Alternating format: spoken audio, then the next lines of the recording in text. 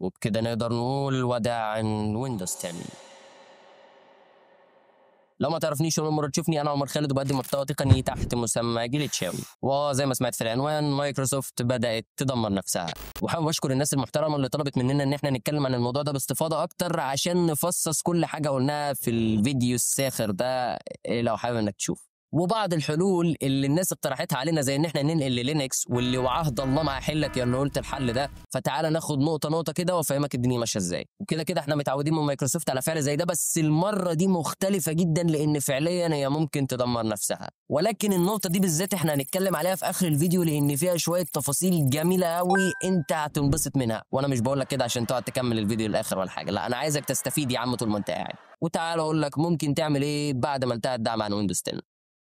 من الاخر كده، الموضوع ده مش هيبقى فيه غير بتاع 5 حلول. اول حاجه وهي انك تنقل لويندوز 11. انا عارف والله ان الحل ده غير محبب ليك اطلاقا، بسبب ان النظام مليان مشاكل، ويعني حاجه تقرف بصراحه. غير كمان المتطلبات اللي مايكروسوفت حطتها زي الاس اس اي 4.2، واللي خلت الناس اللي معاها اجهزه قديمه زي حالاتي يتقطع رجليها من ال 24 اتش 2 فيما فوق. فبالتالي انت بقيت عاجز انك تستخدم اي اصدارات حديثه، واخرك ال 23 اتش 2 لو انت هتتخطى التي بي ام والسكيور بوت. بعد فتره هينتهي الدعم من عليه وخلاص يا باشا، ملهاش اي 30 لازمه. بس حابب اقول لك، في الوقت اللي الفيديو ده نزل فيه، مايكروسوفت كانت نزلت تحديث تراكمي جديد حلت بيه بعض المشاكل اللي كانت موجوده في الويندوز، وضافت فيه شويه مميزات، ولغت دعم بعض الحاجات فيه. مايكروسوفت بقى طبعا الموضوع ذوق عافيه، تخطى المتطلبات او اشتري جهاز جديد اللي يريحك. نيجي بقى للحلول بتاعت لو انت مش عاجبك غير ويندوز 10 ومش هتنقل لحاجه تاني. اول حل وهو انك تفضل على النظام زي ما هو، ولكن خد بالك الموضوع ده يعني معتمد بنسبه كبيره على نوع الثغرات اللي هيتم اكتشافها فيما بعد. يعني ما تقوليش انا خلاص انا هفضل على النظام ده، لسه نازل تحديث امن من كام يوم فالدنيا تبقى زي الفل. احب اقول لك الهاكرز ما عندهمش الكلام ده. انت ممكن يتم اكتشاف ثغره في عصب النظام في الوقت الحالي كفيله ان هي تدمرك. ويا سلام بقى لو انت بتحب تدخل على مواقع مشبوهه كتير وتحمل برامج وملفات منها ملهاش اي اساس من الصحه، وتلاقي نفسك خدت على عينك. هيجي واحد محنك ويقول لي ما يا عم ما انا هنزل انتي فيروس جامد وبتاع والدنيا زي الفل. يا عم افهم الله يرضى عنك، بلاش نشفان دماغ. البرامج بيتم الغاء الدعم عليها شيئا فشيئا من على النظام. فانت لو فاكر ان البرنامج هيفضل شغال معاك زي الفل، احب اقول لك لا. بس طالما ما تمش اكتشاف اي ثغرات خطيره في النظام لحد دلوقتي، فالنظام تمام معاك زي الفل. ولكن لو فضلت قاعد كمان الى ما بعد انتهاء هذه السنه ولسه زي ما انت على ويندوز 10، فاحب اقول لك يعني معانا ومعاك ربنا. والحل التاني واللي مايكروسوفت طبعا بتفضله عشان هتخليك تشغل جيبك، وهو انك تشترك في خدمه الاي اس يو، واللي هتدفع فيها $30 او 1000 نقطه مايكروسوفت عشان خاطر تاخد تحديثات لسنه قدام. طبعا انا مش عارف مين اللي هيدفع 1500 جنيه في سنه من التحديثات. والله يا اسطى شوف لك اي مصلحه تانية ارحم لك. اخر حل للناس اللي متمسكه بويندوز 10 كشكل واجهه، وهو انك تحمل نسخه ال TSC المخصصه للشركات مش للمستخدمين العاديين اللي زي حالاتي وحالاتك. واكبر سبب هو ان النسخه بتفتقر للعديد من المميزات والخصائص اللي موجوده في نسخ الويندوز العاديه. وبالنسبه للاكتيفيجن فمقدور عليه، وتخطي حساب مايكروسوفت مقدور عليه، وكمان لو حابب انك تسطب المايكروسوفت ستور برضه مقدور عليه. اي حاجه من الحاجات دي مقدور عليها. طب يا عم عمر عشان انا تعبت من كتر الكلام ده، الويندوز ده غير صالح للاستخدام تماما؟ الاجابه اكيد لا. في فئات معينه من الناس تقدر تستخدم النظام ده من غير اي مشاكل. فانت لو استخدامك العاب قديمه وشويه وظائف خفيفه على الانترنت وفرجه، فيا باشا انت 100 مش محتاج حاجه تاني. انما بقى لو انت فيديو اديتور وجرافيك ديزاينر و3 دي موديلر والكلام ده، مش هياكل معاك يا باشا. النظام غير صالح للاستخدام ليك.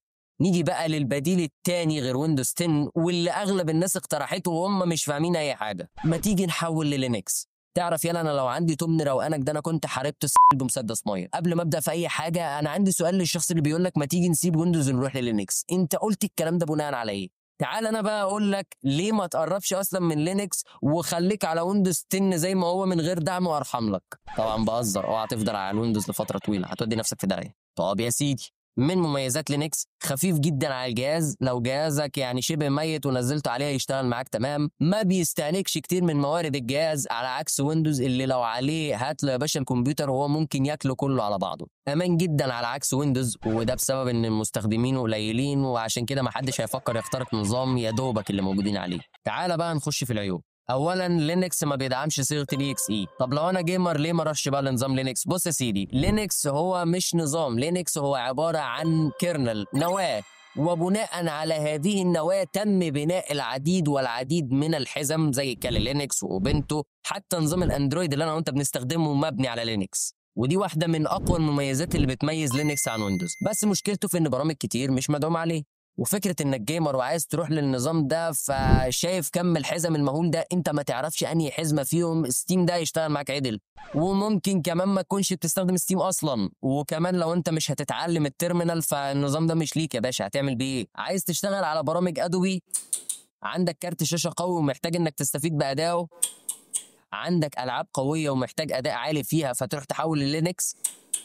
الله الحلاوه دي ربنا يخليك. طب النظام ده برضو مين هم اللي يقدروا يستخدموه؟ هم الناس بتوع الويندوز ال تي اس سي، ما عدا حوار الالعاب القديمه. تعال بقى اقول لك ليه مايكروسوفت بدات تدمر نفسها، او حرفيا هي شكلها كده دمرت نفسها خلاص. بص يا سيدي، تعال نرجع من اول ايام ويندوز اكس بي. ويندوز اكس بي انتهى عليه الدعم في سنه 2014. طب في السنه دي كانت ايه انظمه التشغيل اللي موجوده ساعتها؟ كان عندك نظام ويندوز فيستا، ويندوز 7 و8، تمام. ولما انتهى الدعم من على ويندوز 7 كان موجود عندك ويندوز 8 ويندوز 10 لسه مدعومين وشغالين زي الفل. اما لما انتهى الدعم عن ويندوز 10 فحرفيا ما فيش في الساحه غير ويندوز 11.